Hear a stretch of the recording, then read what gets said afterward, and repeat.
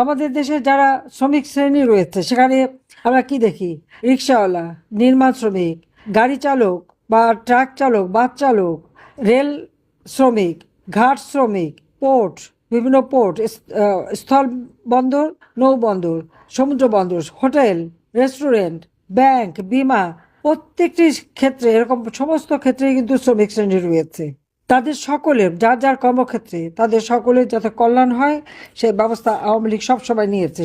শুধু তাই না, আমাদের যারা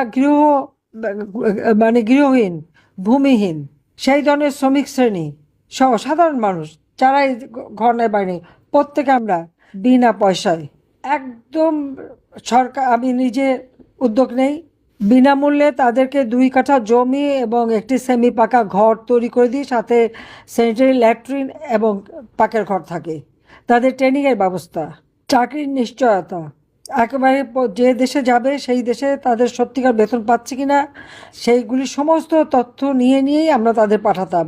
যদিও দালালদের খপ্পরে পড়ে অনেকে যে বিপদে পড়ে যায়, এমনকি কোভিডের সময় যে সমস্ত দেশে আমাদের শ্রমিক কর্মরত যখন তারা বেতন পাচ্ছে না, আমরা তাদেরকে সরাসরি ক্যাশ টাকা দিয়ে সাহায্য করেছি, তাদের থাকার বন্দোবস্ত দিয়েছি এবং অনেকে ফেরত এসেছে, তাদের ফেরত নিয়ে এসেছি। আমি প্রবাসী কল্যাণ ব্যাংক করে দিই, সেখানে যারা আমাদের প্রবাসে কর্মরত শ্রমিক তারা যখন আসে ওখান থেকে লোন নিতে পারে, লোন নিয়েই তারা যাবে, বাড়িঘর বিক্রি করে না, আবার ফিরে আসলে লোন নিয়ে ব্যবসা বাণিজ্য করতে পারতো, সেই সুযোগটাও আওয়ামী লীগ সরকার করে দিয়েছে। আমাদের মেয়েদের শ্রমিকের নিরাপত্তা, যখন বিদেশে যায় তাদের নিরাপত্তা নিশ্চিত করার জন্য প্রত্যেক হাতে মোবাইল সিম দিয়ে দিতাম, কোনো বিপদে পড়লেই যেন তারা জানাতে পারে তারা কী অবস্থা থাকে। কাজে শ্রমিকদের কল্যাণে আমরা বহুমুখী কর্মসূচি হাতে নিই।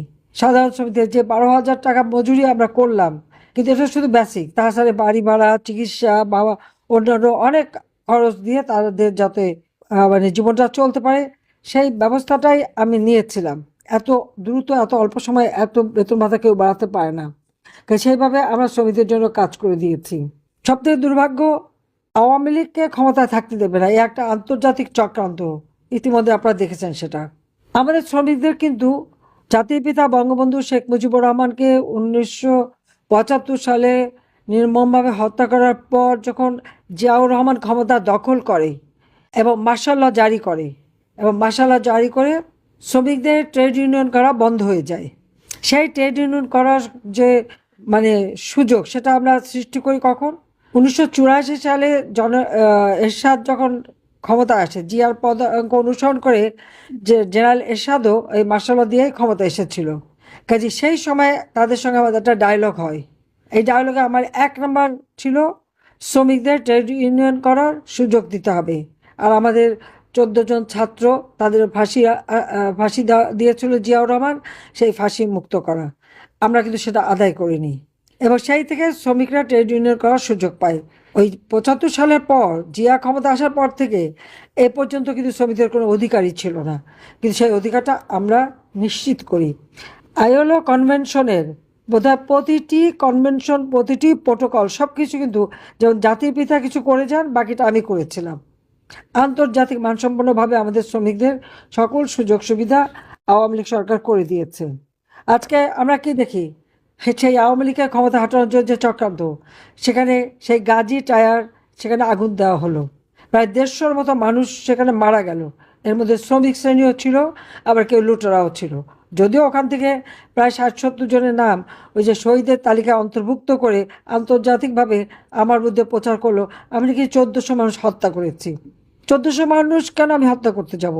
যখন 6 জন মারা গেছে তখন আমি জুডিশিয়াল এনকোয়ারি কমিশন গঠন করে দিয়েছিলাম, কিন্তু সেই কমিশনকে কাজ করতে দেয় নাই। ইউনূস সেই কমিশনকে বন্ধ করে দেয়। কারণ হচ্ছে এই হত্যার সঙ্গে যে ইউনূস সরাসরি জড়িত, তার মেটিকুলাস ডিজাইন অনুযায়ী যে এই হত্যাকাণ্ড সে চালিয়েছে এটা প্রকাশ হয়ে যাবে, সেই জন্য কাজ করতে দেয়নি। এমনকি আমি যাকে চেয়ারম্যান করেছিলাম, যে জজ সাহেবকে, তার চাকরি তো খেয়েছেই, সে আর কোথাও কাজ করতে পারবে না। সেই 18ই জুলাই আমি প্রজ্ঞাপন করে এই জুডিশিয়াল এনকোয়ারি কমিশন গঠন করি। আরও মৃতের সংখ্যা যখন বেড়ে যায়, 1 আগস্ট 3 সদস্য বিশিষ্ট হাইকোর্টের 3 জন বিচারক দিয়ে 3 সদস্য বিশিষ্ট জুডিশিয়াল এনকোয়ারি কমিশন গঠন করলাম। আমার প্রশ্ন, কেন এটা তদন্ত করতে দেয়া হলো না? এই যে 7.62 বুলেট ব্যবহার হলো, এই বুলেট কোথা থেকে আসলো, স্নাইপার রাইফেল কোথা থেকে আসলো, কারা ব্যবহার করলো, এবং এইভাবে তো আমাদের শ্রমিকদেরও হত্যা করেছে, কিন্তু তার কোনো বিচার হবে না। ইন্ডেমনিটি দিয়ে দেওয়া হয়েছে, পুলিশ হত্যা হয়েছে, আইনজীবী, সাংবাদিক আর আওয়ামী লীগ সহযোগী সংগঠনের নেতাকর্মী অগণিত।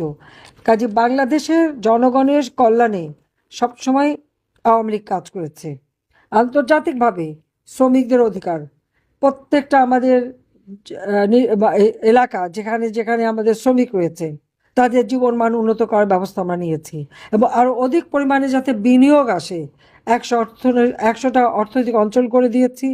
সেটা কাজ শুরু করেছিলাম যে এটা ধীরে ধীরে করা, জমি নিয়ে রেখেছে, আস্তে আস্তে ইন্ডাস্ট্রি হবে, দেশে বিনিয়োগ হবে, আমাদের দেশের মানুষ আরও কাজ পাবে এবং তারা উন্নত জীবন পাবে, কর্মসংস্থায় ব্যাপক ব্যবস্থা যাতে হয় সেই দিকেই আমরা দৃষ্টি দিয়েছি।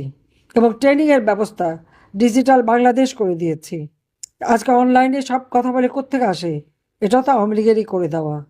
কম্পিউটার ট্রেনিং করানো, স্কুলগুলিতে কম্পিউটার ল্যাব প্রতিষ্ঠা করা, আমরা ধীরে সব করে দিচ্ছি দেশের মানুষের জন্য।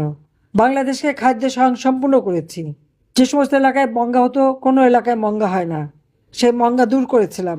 দারিদ্রের হার 18% নামিয়ে এনেছিলাম, অতি দারিদ্রের হার 5% নামিয়ে এনেছিলাম। আমাদের কর্মক্ষম জনগোষ্ঠী আমরা বৃদ্ধি করেছিলাম, এবং সেখানে নারী পুরুষ সমানভাবে প্রায় 50% নারীরা আমাদের কর্মজীবী হোস্টেল করে দিয়েছি, মেয়েদের জন্য হোস্টেল করে দিয়েছি, এমনকি শ্রমিক শ্রেণীর জন্য ব্যবস্থা করে দিয়েছিলাম। সেইভাবে আমরা শ্রমিকদের কল্যাণে সবসময় কাজ করেছি, এবং আওয়ামী লীগ সেইভাবেই কাজ করে। আমি শ্রমিক লীগের সব নেতাকর্মীদের বলবো, এখন থেকে আমাদের যত এই যে শ্রেণীগুলি আমি বললাম আমাদের শ্রমিক, তাদের প্রত্যেকের খোঁজ নেওয়া, খবর নেওয়া এবং তাদের পাশে দাঁড়ানো। একটা রিক্সাওয়ালা যাত্রী 32 নম্বরে ফুল দিতে গেল দেখে তাকে গ্রেপ্তার করেছে, তার কি অপরাধ? এবং সেই একজন সে একটা সে শ্রমিক, সে রিক্সা চালিয়ে যে পয়সা কামাই করছে সেখান থেকে সে ফুল কিনে নিয়ে এসেছে জাতির পিতার প্রতি সম্মান দেখাবে, আর বিনিময়ে কী পেল? সে গ্রেপ্তার হয়েছে। রিক্সা শ্রমিকদের অর্গানাইজ করে, কমিটি করে তাদের অধিকার প্রতিষ্ঠার জন্য তাদের পাশে দাঁড়াতে হবে। এইভাবে তাকে গ্রেপ্তার করতে পারে না, কারণ সে মাথার ঘাম পায়ে ফেলে উপার্জন করে। আওয়ামী লীগ সরকারের আমলে একজন দিন মজুর, একজন রিক্সাওয়ালা, একজন কৃষি শ্রমিক, তারা যা কামাই করত তা দিয়ে 3 বেলা তাদের খাদ্য কিনেও হাতে টাকা থাকতো, আমিষও খেতে পারত। কিন্তু আওয়ামী লীগ চলে আসার পরে আওয়ামী লীগের বিতাড়িত করেছে, তারপরে কি অবস্থা? আজকে মাথার ঘাম পায়ে ফেলে যে টাকা উপার্জন করে তা দিয়ে তার একবেলা খাবার জোটে না, বাড়িতে পাঠাবে কি, ছেলে মেয়ের মুখে তুলে দেবে কি? কিন্তু কই, আওয়ামী লীগ আমলে তো সে অবস্থা ছিল না। তাহলে তারা কেন করলো না? হাজার হাজার কোটি টাকা তারা লুটে নিয়েছে, দোষ দেয় আমাদের। আজকে 1.5 বছর ধরে অনেক অপবাদ শুনলাম, একবার আমার বুদ্ধে পাঠ্য বইতে পর্যন্ত লিখে ফেললো, কিন্তু একটাও কি প্রমাণ করতে পেরেছে? আমি কাজ করি, জাতির পিতা বঙ্গবন্ধু শেখ মুজিবুর রহমান এই দেশ স্বাধীন করেছেন। দুঃখী মানুষের মুখে তিনি হাসি ফোটাতে চেয়েছিলেন, শোষিত বঞ্চিত মানুষের ভাগ্য পরিবর্তন করতে চেয়েছিলেন, এবং সফলভাবে তিনি এগিয়ে যাচ্ছিলেন। আজকে যদি বঙ্গবন্ধু শেখ মুজিব বেঁচে থাকতো, বাংলাদেশ বহু আগে আমরা উন্নত দেশ হিসেবে বিশ্বের দরবারে মাথা উঁচু করে চলতে পারতাম। চেষ্টা করেছি আমার বাবার আদর্শ বুকে নিয়ে বাংলার মানুষের পাশে দাঁড়াতে, এবং বাংলাদেশকে উন্নয়নশীল দেশের মর্যাদায় উন্নীত করেছি। যখন আমরা জাতির পিতার জন্ম শতবার্ষিকী এবং স্বাধীনতার সুবর্ণ জয়ন্তী উদযাপন করি, 2026 সাল থেকে এটা বাস্তবায়ন হওয়ার কথা। আওয়ামী লীগ দেশের মানুষের কল্যাণে কাজ করেছে, বাংলাদেশ বিশ্বের দরবারে মাথা উঁচু করে চলতো। আজকে আর সে অবস্থাটা নাই, আজকে সে অবস্থাটা শেষ করে দিয়েছে না। আজকে আর মানুষের কোনো ভাগ্যই নাই, শুধু ক্ষমতাসীনরা যারা 2 হাতে টাকা লুটে খাচ্ছে আর পাচার করছে। ব্যাংক, বিমা, শিল্প, কলকারখানা একে একে সব বন্ধ। আওয়ামী লীগ নেতা শিল্প থেকে বন্ধ করে দিতে হবে কেন? আজকে শ্রমিকদের চাকরি হারালো, শত শত শ্রমিক, লক্ষ শ্রমিক চাকরি হারিয়েছে। গার্মেন্টসের অর্ডার বন্ধ হয়ে গেছে, অন্য দেশে চলে গেছে। আমরা 2য় স্থান ছিল বাংলাদেশের, আজকে সেটা আর নাই। এইভাবে একটা দেশকে ধ্বংস করতে পারে এটা কল্পনাও করা যায় না। কাজে এই দেশকে যারা এভাবে ধ্বংস করেছে তাদের ক্ষমা নেই, তাদের ক্ষমা নেই। শ্রমিক যারা হত্যা করেছে তাদের ক্ষমা নেই। আমি শ্রমিক লীগকে বলবো, আপনাদের সকল নেতাকর্মী কে কোথায় জেলে আছে, কাদের বাড়িঘর জ্বালিয়েছে, কারা নির্যাতিত, সমস্ত তালিকা তৈরি করবেন, এবং সব আপনাদের দিতে হবে, দেশে বিদেশে দিতে হবে, যেটা ন্যান্সি বলে গেল ওইভাবে তৈরি করে সব জায়গায় পাঠাতে হবে। আন্তর্জাতিকভাবে তুলে ধরতে হবে। আন্তর্জাতিক যে শ্রমিক সংস্থা আছে যারা শ্রমিকের মানে কল্যাণ নিয়ে চিন্তা করে, তারা যে কেন নিশ্চুপ আমি জানি না, কিন্তু তাদের জানাতে হবে। আর আওয়ামী লীগ আছে আপনাদের পাশে, সবসময় থাকবে, এবং বাংলাদেশের জনগণের পাশে আমরা আছি। আজকে মানুষের যে কষ্ট, বিদ্যুৎ নাই, গ্যাস নাই, সার নাই, কিছুই নাই, কেন? ঘরে ঘরে বিদ্যুৎ দিয়েছি, কৃষকদের সাহায্যের জন্য হাহাকার করতে হয়নি, বিনামূল্যে খাদ্য দিয়েছে, সামাজিক নিরাপত্তা, বয়স্ক ভাতা, বিধবা ভাতা, প্রতিবন্ধী ভাতা দিয়েছি, পারিবারিক 1 কোটি পরিবারকে পারিবারিক কার্ড দিয়েছি, 2,62,00,000 কৃষককে কৃষি উপকরণ কার্ড দিয়েছি, 42,000 আমার জেলে সম্প্রদায় তাদেরকে বিশেষ কার্ড দিয়েছি, যাতে তারা এবং বিনা পয়সায় যখন তাদের মাছ ধরা বন্ধ থাকে সেই সময় 40 কেজি করে চাল জেলেদের মাঝে দিয়েছি। কামার কুমার জেলে তাঁতি সকলের কল্যাণেই কাজ করেছি। কিন্তু আজকে সব কিছু শেষ করে দিয়ে ওই ক্ষমতা আসছে এক একজন আর লুটে খায়। এই লুটেরাদের হাত থেকে দেশকে বাঁচাতে হবে, এই ধ্বংসের হাত থেকে দেশকে বাঁচাতে হবে। বাঁচাবো কি? দেশ তো শেষ করে দিয়েছে। এখন অর্থনৈতিকভাবে আমরা কোথায় নেমে গেছি? সাংবাদিক নির্যাতনেও বাংলাদেশ এখন অগ্রগামী। এইরকম নির্যাতন তো আগে কখনো হয়নি। শ্রমিক নেতাদের গ্রেপ্তার করবে এরকম তো কখনো দেখিনি। তা আবার মহিলা শ্রমিক তারাও রেহাই পাচ্ছে না। আর নারীদের উপরে অত্যাচার তো প্রতিনিয়ত চলছে। বালিকার ধর্ষণ, নারী ধর্ষণ, এটা তো একেবারে প্রতিনিয়ত। এমন দিন নাই 10 জন 12 জন খুন না হচ্ছে আর রেপ না হচ্ছে। এইভাবে নিরাপত্তাহীন আমার দেশের মানুষ, এই অবস্থা চলতে দেওয়া যাবে না। সবাইকে ঐক্যবদ্ধ হতে হবে, প্রতিরোধ গড়ে তুলতে হবে, দেশের মানুষের ভাগ্য আবার যাতে পরিবর্তন হয় তার ব্যবস্থা নিতে হবে। আর সেটা একমাত্র আওয়ামী লীগই পারবে। আওয়ামী লীগই পারবে এদেশের মানুষের ভাগ্য পরিবর্তন করে মানুষের জীবনে শান্তি নিরাপত্তা দিতে, এবং সেটা ইনশাল্লাহ আমরা করব। আজকে মেহনতি মানুষের প্রতি আবার আমার শ্রদ্ধা জানাচ্ছি, এবং দুনিয়ার মজদুর এক হও, মেহনতি জনগণের জয় হোক। জয় বাংলা, জয় বঙ্গবন্ধু। সবাইকে ধন্যবাদ। খোদা হাফেজ।